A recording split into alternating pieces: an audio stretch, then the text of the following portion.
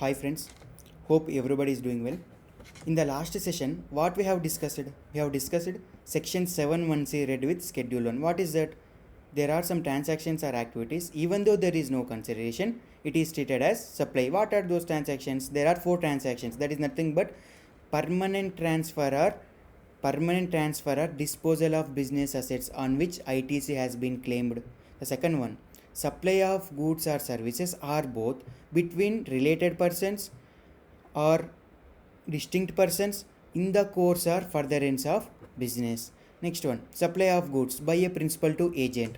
Fourth one, import of services by a person from a related person or any of his establishments situated outside India in the course or furtherance of business. Those four activities covered under section 7.1c read with schedule 1. So now here we go. Section 7.1a read with schedule 2 speaks about what we have to call supply of goods and what we have to call supply of services. That is nothing but we have to trace out whether it is supply of good or supply of services. Basically in CGST there are three schedules: schedule 1, schedule 2, schedule 3. We have covered schedule 1. Now we are going to cover schedule 2, section 7.1a. Okay, there is a person called Subbaya. He went to Subbaya Gari hotel. He ate full meal. Okay, after that the Subbaya Gari hotel, they gave one bill to him, that is nothing but invoice. Before to the GST law, on that bill they are going to levy VAT as well as service tax. Why? There is a sale of goods as well as rendering of service. But now after the implementation of GST, what we have to treat? Whether we should treat it as a supply of good or supply of service. So government clearly says that all restaurant activities are deemed to be supply of service. It is nothing but composite supplies are deemed to be supply of service. What is composite supply? I will discuss in the next class. Okay. See, what is supply of goods and what is supply of services? Supply of goods nothing but in the case of supply of goods, right and title both are getting transferred. In the case of supply of services, only right is getting transferred. See, right and title. For example, there is an installment and hire purchase. At that case, both right and title both are getting transferred. What is the difference between installment and hire purchase? See, in the case of installment, at the time of first installment only, right and title both are getting transferred. But in the case of hire purchase, the right is getting transferred in on the first installment and the title is getting at the time of last installment. Best example is the bike. When you purchase the bike at hire purchase system, when you purchase the bike, you will get right when you pay the first installment, but the title is getting transferred only when you pay the last installment only. The title is getting to be transferred on your name. That's the best example for hire purchase. So installment is also treated as supply of goods, hire purchase also treated as supply of goods. See, the government didn't say that by passing any notification like the right and title both should be getting transferred at the time of first installment only. There is no such thing like that in GST law, but simply they said that to call it as a supply of good, right and title should be transferred. That's it. Whether it is in the first installment or last installment, it doesn't matter.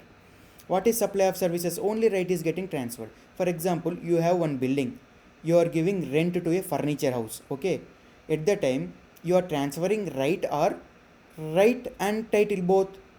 You are transferring only right. Yes, you are giving rent to that furniture house, means you are giving right to use your building to that furniture house, but you are not transferring your title to that furniture house. Are you going to transfer your title to him? No, you are giving right to use that building. That is nothing but supply of service. In the case of supply of service, only right is getting transferred. So here there are some examples. There is a person called Madhu who went to tailor shop. He given a piece of cloth to stitch a shirt. Whether it is treated as supply of good or supply of service, it is treated as supply of service. If the Madhu purchased one shirt or pant from brand factory or shopper shop, whether it is treated as supply of good or supply of service, it is treated as supply of good. See, another thing, there is a person called Aditya. He wants to construct a house. So he approached Lakshmi Builders. Lakshmi Builders to construct a house. So there is an involvement of labor and material. So when there is an involvement of labor and material, it is treated as works contract. Only it is applicable to immovable property only. We call works contracts only for immovable property. Works contract is deemed to be supply of service. We call it as an supply of service. But works contract, all works contracts are deemed to be supply of service. For example, there is a person called Mr. Raina. He went to Java Dabib. So he wants to get done oil massage. So oil is involving and massage is involving. Oil is a good and massage is service. So good and service both are involving. So we should call whether it is a works contract. Why? See, in works contract, good and service both are involving. So we call it as works contract. Here also involving good and service. We should call it as works contract. No. Why? It is not an immovable property. Here works contract is applicable to only immovable property, only for immovable property. It is not applicable to movable property. But even though we call it as supply of service, but works contract is applicable for only immovable property. Let us take one more example. I want to paint my house. So I consulted one painter. So I told him, please only bring the paints and you paint the house. At that time we call it as an works contract. Why? He painted for an immovable property. So when I purchase, see, in the second scenario, I purchased the paints and I given to the painter and please come and paint to my house. At that time will the works contract apply? No. Only labor is involving. Why? Material I have given. So it is a supply of service. Anyhow, it is a supply of service, but we will not call it as a works contract. In the second scenario, in my house, there is a problem for AC, repairs and maintenance. At that time, labor and material both are getting involved. Whether we will call it as a works contract? No. Why? It is immovable property. Yes, it is a supply of service, but we will not call it is an works contract. Why? Works contract is applicable to only immovable property. See, I am asking one thing. Why we are segregating supply of good and supply of service? See, anyhow GST is going to getting attracted, whether it is a supply of good or supply of service. For both things we are charging GST. But why we are segregating supply of good or supply of service? Why? Because GST slogan is one nation one tax, but not one nation one rate. So there are different rates of GST like 5, 12, 18, 28. No, if it is a supply of good, the rate of GST is different. If it is a supply of service, the rate of GST is different. It is not like a slab rate system, right? So we have to segregate whether it is a supply of good or supply of service. The main intention is it is not one nation one rate. It is one nation one tax. That is the reason we are segregating whether it is a supply of good or supply of service. See, goods sent on approval basis, it is treated as supply of good. See, if someone has sent goods to his friend, if his friends accept the goods, at that time only it is treated as supply of goods. It is nothing but on approval basis. Why? He sent the goods on approval basis. All construction activities, it is treated as supply of service. For example, one more example. Okay, let us take an example. There is a person called Mr. Prabhas. He wants to buy a flat in Anushka Developers. So he booked a flat for rupees 5 crores and he paid 1 crore as an advance prior to the completion certificate. Whether it is treated as supply or not? Yes, it is treated as supply. If it is treated as supply, then there is a GST. See, the completion certificate came on 1st March, but the Prabhas paid advance on 27th February. Prabhas have to pay GST on entire 5 crores rupees. What is completion certificate and when does it come? See, as per Prabhas' point of view, the flat is completed only when the interior designing and every setup is done in his flat. At that time only the flat is completed. But in the case of Anushka, Developers, the flat is completed only when there are 4 walls and 1 roof. At that time only the building is completed. So when we should, when we should treat it as completed, from the point of view of Prabhas or from the point of view of Anushka Developers? We should not think from the both point of view. We have to think from municipal point of view. See, A completion certificate is an important and mandatory legal document attesting to the fact that a new building has been constructed and completed according to the safety norms and regulations of Building Act. See, the municipal authority and local government and local development will issue a completion certificate after checking all the regulations they have followed according to the Building Act or not. If they followed according to the Building Act, the municipal authority will give a completion certificate. So after receiving the completion certificate by Anushka Developers, if the Anushka Developers received completion certificate from the municipal authority, after that Prabhas pays any amount, means Prabhas bought that flat, have purchased that flat, at that time there will be no GST. But if the Prabhas paid any amount before to the receiving of completion certificate, then at that time the entire amount is taxable. That means entire 5 crores is taxable. So let me take another example. There is a person called Mr. Madhu who is the owner of Harley Davidson showroom. So he wants to close his business. He is going to close his business. It is nothing but he is winding up his business. So at that time, whether it is treated as supply or not, yes, it is treated as supply. It is deemed to be treated as supply of goods. Why? He is going to shut down the billing. He is not going to transfer the business to any person. What is the stock left in the business, that should be form part of an asset. So it is treated as deemed supply of goods. If the Madhu is transferring his business to another person, that is nothing but to Rahul. If he transfers his business to Rahul, Rahul is a friend to Madhu. At that time, it is not treated as supply. So if it is not treated as supply, then there will be no GST. Why it is not treated as supply? Why means Madhu is transferring his business as a going concern. The business is not going to close. So what is the stock left in the business? That stock will not form part of an asset. So it is not treated as supply. So next one, section 7(2)(a). It is nothing but legal. It is nothing but negative list under GST. It is nothing but schedule 3. Schedule 3 activities. There will be schedule 3 activities. What does the schedule 3 says about? Schedule 3 says that it is neither treated as supply of goods or supply of services. Means there will be no GST. It is not treated as supply. That's what the negative list says about. That is nothing but schedule 3, section 7(2)(a). So if any services done by employee to employer, then there will be no GST. Why? He done the employee done services to employer in the course of employment. So if the employee done any services in the course of employment to the employer, then there will be no GST. It is not treated as supply. So let us take an example. Mr. Tom is an employee, is in TCS. So he is doing service to employee in the course of employment only. When the Tom is receiving salary, whether he is receiving along with GST? No, not at all. So there will be no GST.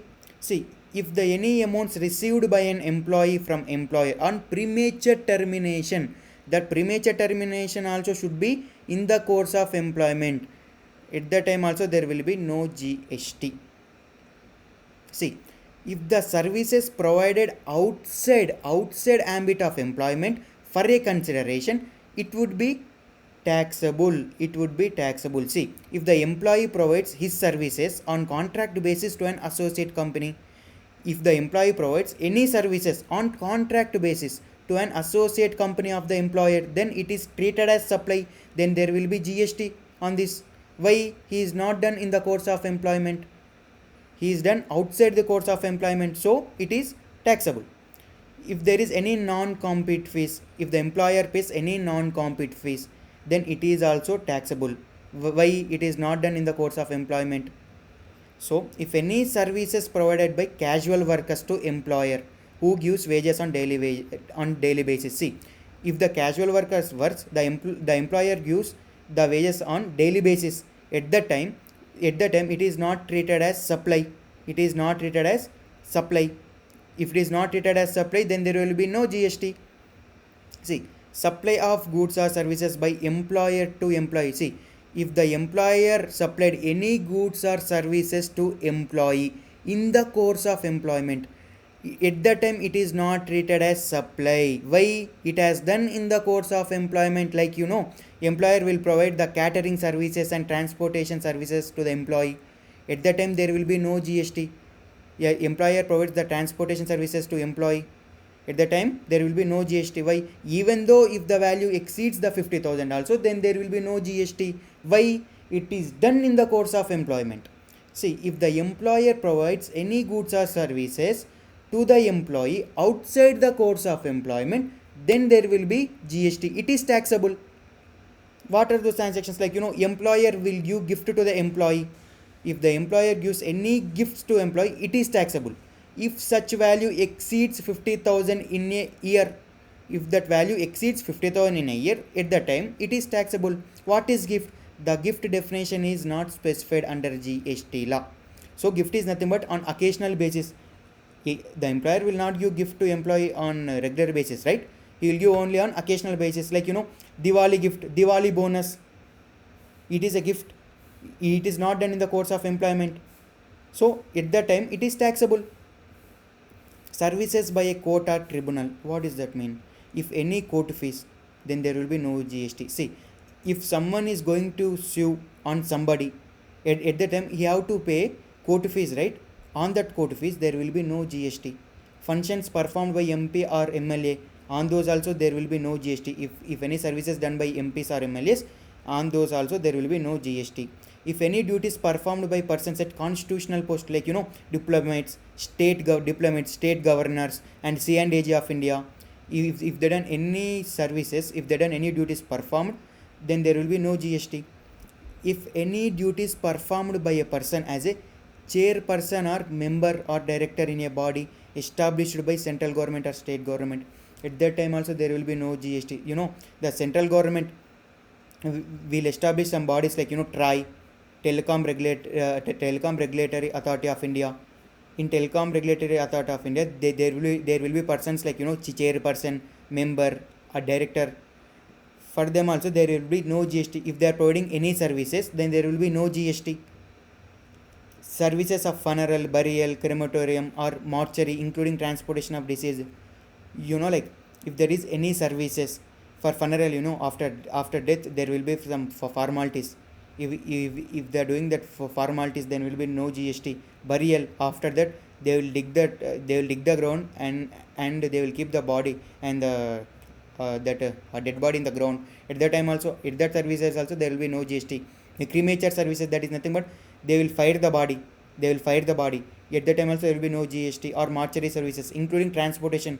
If the person is dead, for burial ground one vehicle will take, right? On that vehicle services also there will be no GST.